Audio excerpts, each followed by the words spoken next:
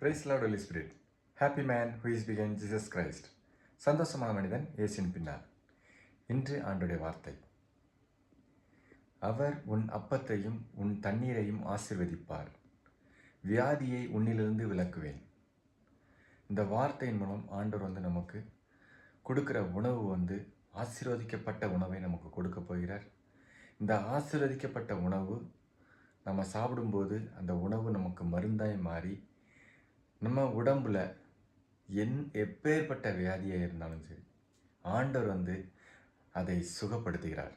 இன்றைய தினம் கண்டிப்பாக யாரெல்லாம் இந்த வார்த்தையை பார்க்குறாங்களோ கேட்குறாங்களோ கண்டிப்பாக அவங்களுக்கு ஆண்டவர் சுகம் கொடுக்க போகிறார்.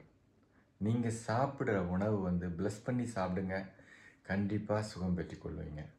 ஆண்டவர் வார்த்தை உண்மை உள்ளது.